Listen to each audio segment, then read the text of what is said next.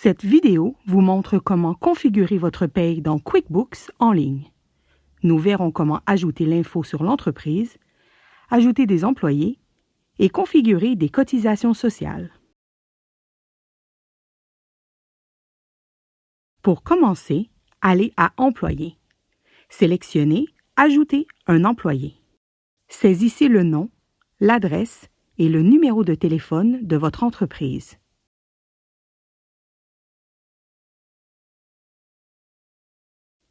Saisissez ensuite votre nom et votre adresse courriel. Cette adresse servira à vous envoyer des rappels concernant votre paye. Sélectionnez Continuer. Indiquez ensuite à QuickBooks si vous avez déjà payé vos employés cette année. Sélectionnez Continuer. Indiquez si vos employés ont rempli le formulaire TD1. Si vous devez imprimer le formulaire TD1, vous pouvez le faire ici. Lorsque vous êtes prêt, sélectionnez Continuer. Ajoutons maintenant un employé.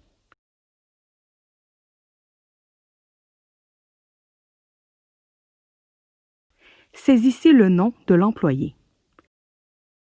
Sélectionnez une date d'embauche dans le calendrier. Saisissez une adresse courriel et cochez cette case si vous voulez que l'employé puisse accéder à son relevé de paye en ligne. Il recevra une invitation à configurer son compte QuickBooks main-d'œuvre.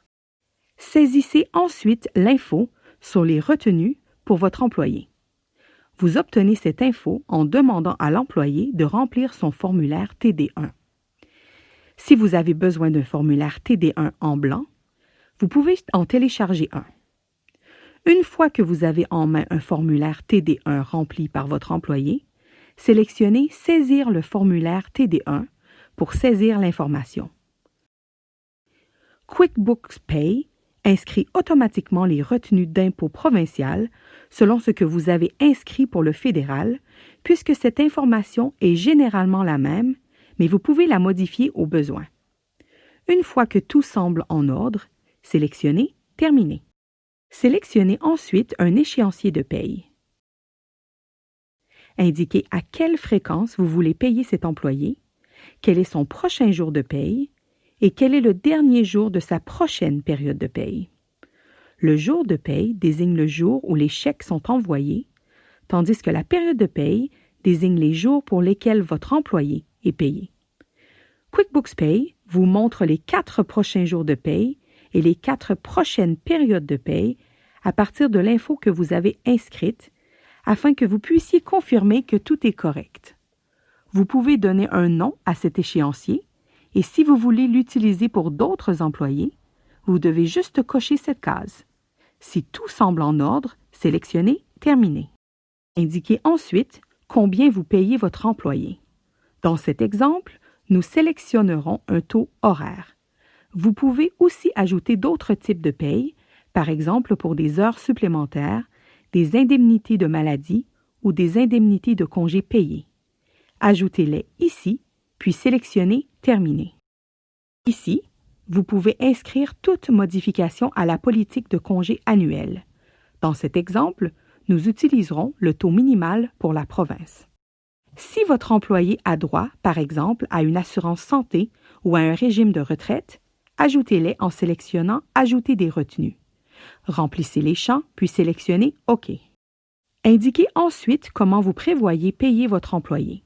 Si vous voulez le payer par dépôt direct, vous pouvez le configurer ici. Si votre compte bancaire est connecté, vous n'aurez besoin que d'un chèque en blanc de votre employé pour inscrire l'info nécessaire.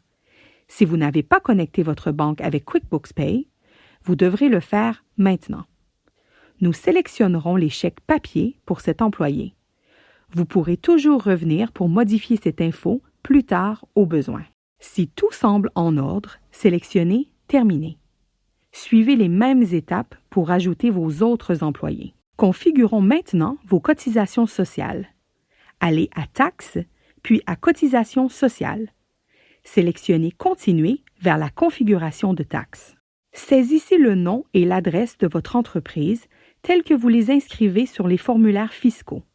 Si vous connaissez votre numéro de compte de retenue sur la paye, saisissez-le ici. Sélectionnez ensuite de quelle manière vous versez les déductions et contributions de la paye à l'ARC. Si vous n'êtes pas certain, sélectionnez Mensuel. L'ARC vous indiquera si vous devez le changer. Sélectionnez Continuer. Vos cotisations sociales sont maintenant configurées. Si vous devez modifier votre configuration de taxes, vous pouvez le faire ici, dans le centre des cotisations sociales.